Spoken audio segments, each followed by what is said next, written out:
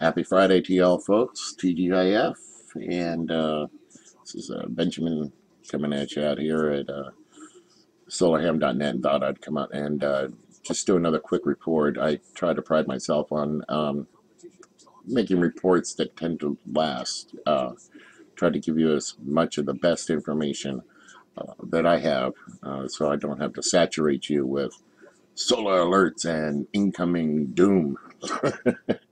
As some people do. And I want to call out BP Earthwatch, okay? BP Earthwatch, nice guy, but he is not putting out very good information. And if he is, excuse me as I take a sip off my Joe, he is not elaborating on some of the stories, and he's doing so on purpose, okay, to try to keep you guys hooked and tuned in and etc. And and he's begging for material.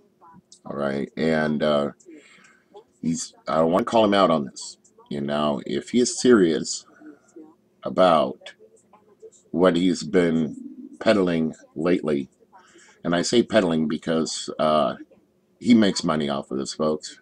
I can guarantee it. First of all his videos have been monetized, and uh, and he allows ads and things of that nature, which he gets money from. I don't do that on my channel, and because it's not about ad revenue for me. You know, how innocent he wants to make it look like, but he's peddling this idea of incoming debris from this comet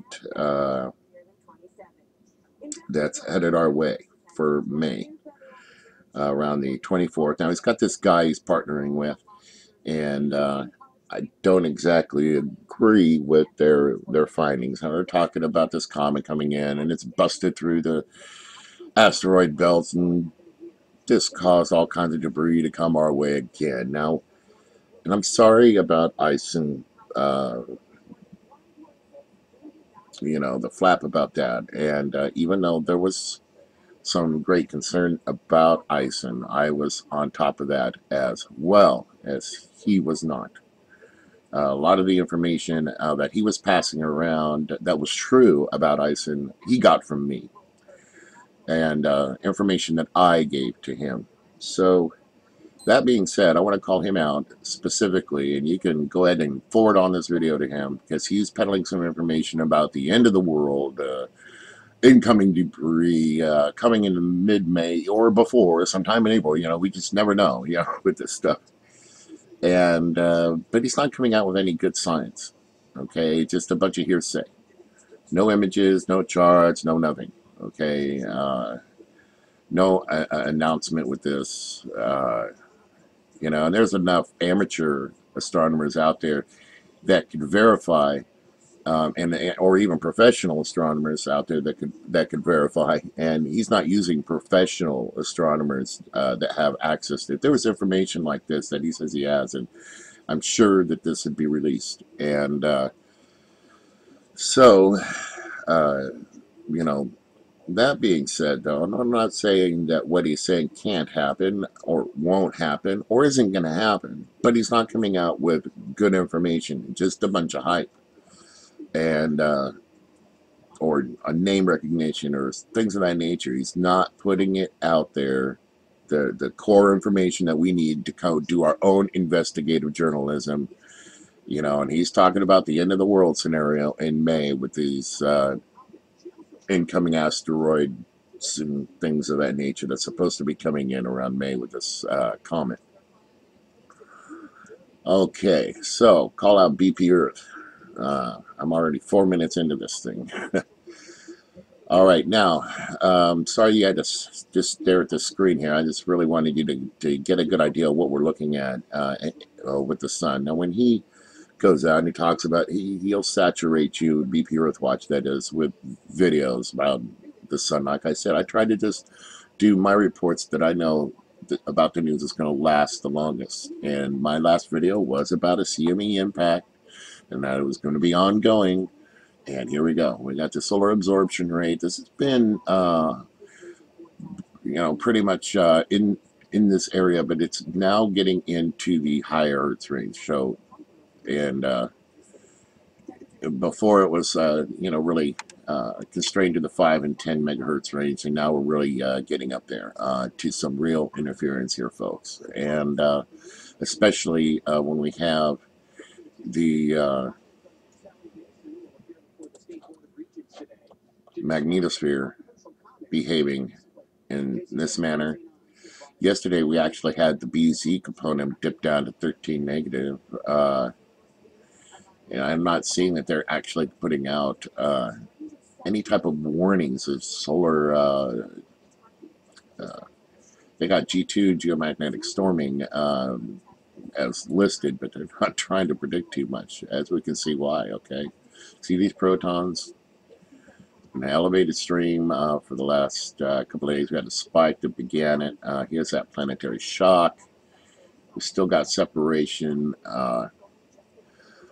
So this is the 2 hour, 6 hour, go over to 3-day data. And this is where I'm concerned. Okay. As I'm thinking about it, I want to give a shout out to Dutch Sense. I want you to come out and watch this video. Okay, global superpowers and weather modification: Russia, China, Europe, USA. Now, he went over a lot of good information. He puts it all in a nutshell here for you. I in no way, okay. I mean, I talk to Dutch and Tattoo like we all do. However, him and I are subscribed to each other, but I like to pass on the best information. But he's got some good recent videos out there, and him and Tattooed are really doing a good job of condensing the information. However, Dutch kind of surprised me in this video. I listened to the whole thing. It's worth the entire hour and 45 minutes that you'll spend watching this and getting a lot of good information. All of it is 100% correct. There was some stuff that wasn't fully explained. That's why you need to really come out and check out what he's asking you to come out and check out and do the research for yourselves. All right. He provides excellent links and documentation. Okay. And he networks with good people like myself and others that could get him some really good information quickly. And so he stays up to date on what's going on. I like his directed energy weapons emphasis, and so he does a pretty good job, because that's what's really going on, folks. And there was something that they touch on in this video that I have been studying. I know it to be for real, and I'm working on confirmation. Okay, and when I get confirmation, I'll put it up there. But two things, actually it's two things I'm looking at, is that one thing that they might have the ability to do is to be able to electromagnetically steer objects to hit the sun, okay, to cause CMEs. And another thing they might have is the ability to point radar directed energy at the sun. That would explain, let me go down here, the shutdown, okay? This is really a shutdown. I mean, you see a lot of spots here, a lot of this pepper in the disc here, and we got a lot going on with, the complex development here with 1990, but not a lot of complex mixing here. People are talking about why does this always tend to fade when becoming Earth directed, and if you notice that most big CMEs will pop off during the nighttime side of the Americas. So there could be something to be said about their ability to manipulate what's going on in the sun, especially with as much as we know about it now. And so I would like to emphasize there needs to be a lot more follow-up with that. I'd like to see a lot more study in that arena with coming up with the real truth about space weather, because it's important that we know whether or not they're able to manipulate what's going on in the sun, so we know that these metrics are correct and what's coming off of the sun is done naturally. And it's important that we know this. whether or not they're testing and doing experiments on that. I mean, you could put a weapon up here and point it at the sun. Or you could do it on space-based or ground-based, and it is a possibility. And so I'd like to see that investigated further. Um, yeah, a lot to be said from what I've been thinking about the last few days in my last report. Let's see. Come out here and I want you to see what's going on the magnetopause. The importance on this. Here's the live shot. Okay. But here is the metric I want you to take a look at here on the standoff distance. Okay. Very important. It was getting down close to geosynchronous orbit. And as you can see right here in the video, how close. I mean, that's a lot of pressure. Ouch. I mean, it was right on there, folks. So all this activity here that's going on back up here, if you watch these little flares here, I mean, they're hitting close to M, but there's some good C flaring. If you look at the history of this chart, you would see like constant activity with C's up to M, and we just had an M flare, so we're close to M, probably like the C9, but that'll build up, okay, and leading to a larger. There's a good sign here too. This is finally starting to level off. Was in a pattern of ramping up. We see the protons are actually starting to level off, so that's pretty good news here. But this metric is still high. Okay, here we go. Here we go. What else was I going to pick on? I'd like to also point this out. This is a very interesting view of the USGS. I know that sometimes we need to bring up the Europeans' earthquake map sometimes too, but I wanted you to pay close attention to where the recent storming is. Now, I do have it set on all magnitudes worldwide, okay? But only on a one-day plot. So, see the concentration here, the concentration here, pressure here. We even had an earthquake right here in Missouri. Okay, it was a 2.4 in Greenville, Missouri. All right there next to the New Madrid. Okay, right next to New Madrid, actually. One here in Oklahoma. We've been actually having swarming there in Oklahoma. If you go over to the 7-day, all magnitudes worldwide, and we'll go ahead and let that update for you. Now, you will see the pressure that is occurring here in the United States.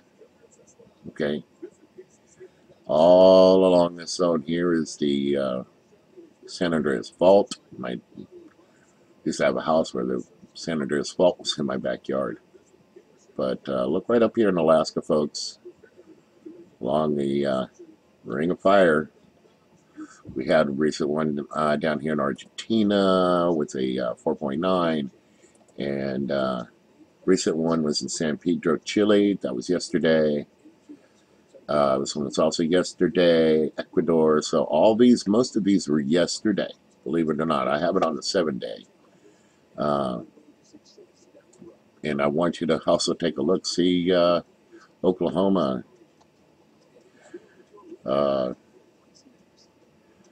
Let's see here. Let's go over to satellite view.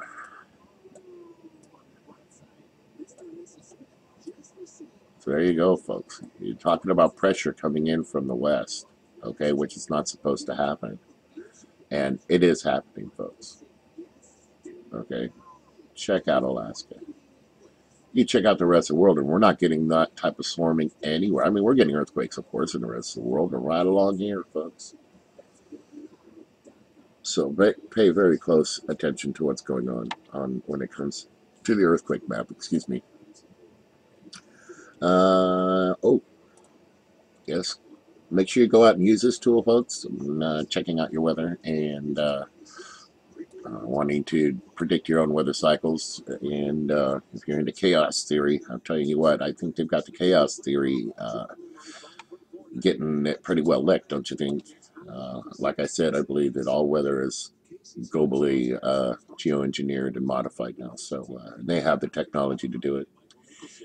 And this is one huge low pressure. This is another more powerful low pressure. It's a little smaller, more concentrated, but this is what's coming our way for the weekend. And the storming, which it's going to pour down out of the Rockies, or pour on the Rockies. Actually, there's going to get a lot of snow up there. And we're going to get about 6 inches over the weekend of fresh powder. And we'll go ahead and have you take a look at the UK's low pressure systems. And so actually that one that's coming in on the west coast is more powerful than the one that's over the UK. Usually the UK, they have some pretty intense storms that tend to want to hang out there. And our friends in Australia might want to, be on the lookout there on the southern coast. But other than that, we have some pretty cool weather that's going on globally. So go ahead and take some time to check out the Earth weather map here, or Earth wind map, excuse me. I wanted to, again, reemphasize this here, folks. I'm going to be watching this all day, and to make sure that our shields are responding correctly.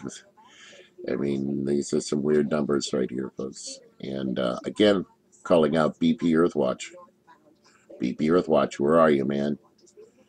If you've got information about the so-called apocalypse, okay, I don't believe in the end of the world. That's not the way God has it designed. But, I believe in the Lord Jesus and his will and way. And I believe in the book of Revelations. I'm not one to care about when and where the rapture happens and how. I just know that I'm born again and I'll trust God with the rest. And so I'll be ready in season and out of season. And so I hope you keep the Lord in your heart today and this weekend as you go about your business or whatever you got planned. Keep in mind these northern latitudes. It's a lot of real estate now that's under stress here. Okay, we could have some problems here. This is totally blacked out. Okay, and you're having problems over here. So just go ahead and take a look at that, folks. Oh, talk to Data, and if anybody knows what I'm talking about there, he does see a lot of good Fukushima news. He was on his channel last night with his live event, and so things are going well for him. But I want you to go ahead and check him out as well. I think it's called Beautiful Girl Dana. He likes to put on a good show, and I like to join him with it. So shout out to him. We have that whip facility in New Mexico. All right. I wanted to go ahead and touch on that. Where's my earthquake map here? And we have that whip facility that's down there in New Mexico by Carlsbad. They had a release of radiation, okay? And it's right down over here. And that radiation went up into Colorado. It was a 30-second release. Go out, check out Potter blog. He has some good information on that, but I'm waiting on a call from the WIP facility itself. I should get that sometime today, so I plan to screencast that. I have specific questions about how long the release was and how much that their numbers are fudged because it's over a 7-day period instead of over the event period.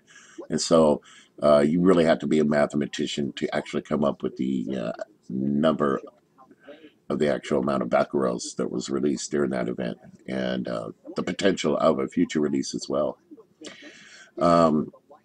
So pay very close attention to that WIP facility because another explosion could happen. So I'm going to also ask them about that as well. And but mainly it's about the readings that they got off of the accident itself and what they can expect in the future. The New Mexico base there for the Air Force Base ordered 1,200 radiation suits for their staff and support staff. So they know something is amiss, and that problem is not going away. The real problem is that all these nuke facilities that are around the world today, okay, all over the place, are put in the worst spots in the world, maybe on purpose. And when accidents happen there, they try to save the facilities. All right, and they need these facilities because spent nuclear fuel is more precious than gold. Okay, to have acquired the nuclear material, as you can tell, it's in conversations today. Spent nuclear fuel is a valuable product. That's the way you look at it if you are in the industry. All right, and that's what they have in this facility down here. It's a processing plant that processes all nuclear fuel for the United States and Russia. Okay, we had one that was hit in Paducah, Kentucky. You can find that on my homepage. Okay, and it just got a fresh load of Russian fuel. All right, same thing happening over here. Look at these tensions that are happening in Russia, folks. All right, I don't know if you know this, but we had an incursion on our airspace in Alpena, Michigan. Check out Bobby Powell. The truth is viral. He's got it on video of a dogfight.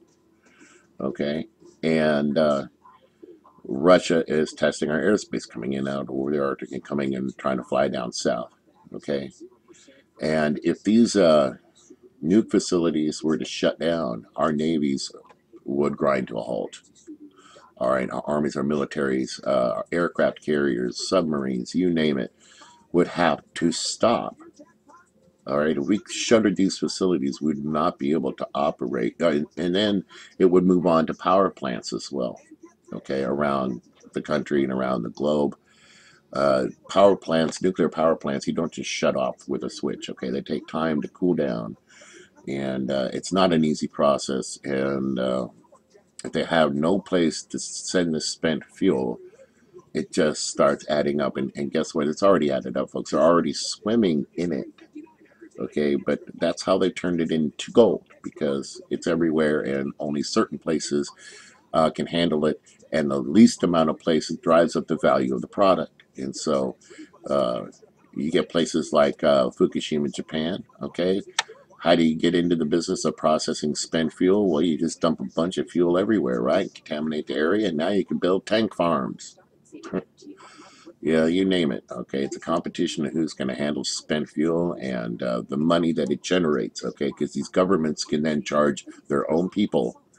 All right, and other governments can charge other governments, and on and on and on it goes. And those governments then charge their people to handle this poison. Okay, it's a one hell of a way to boil water. What you think, folks? And now we got the radiation going on everywhere. The radiation game is going on. Okay, and that's what it is. And so I'm going to get the truth down there on whip, and hopefully I can get that screencasted and recorded for you, and of an official representative down there. That's what I like to do is get official information. And again, recap. Keep an eye on your absorption rates here, folks. This is what causes your blackouts and the problems here on Earth. And we know that it's been happening. That's geoeffective. Okay. And the chances of future flares, I'm actually going to go out there and say that we'll probably see some quiet, actually. So I know that says 70 and 30% of X BP would have you out there go, oh, gotta watch out, gotta keep your eye on these charts because we're gonna have an X flare at any moment. Yes, we can. All right, and but I will let you know that probably I could be totally wrong with this 1990 though, or even 91. But we'll probably see some quiet over the weekend, hopefully. These spirals are not been very helpful lately, folks, because they have not been keeping them updated. So I just wanted to give you a heads up on that too. They're good prediction models, but with all the latest activity, it's really been difficult to get those updated and have reliability on that. So, well, like I said, have a good Friday. It's a good weekend. Be happy. Don't get sucked into all the fear because that's the opposite of love, man. So no fear. Love y'all. Take care.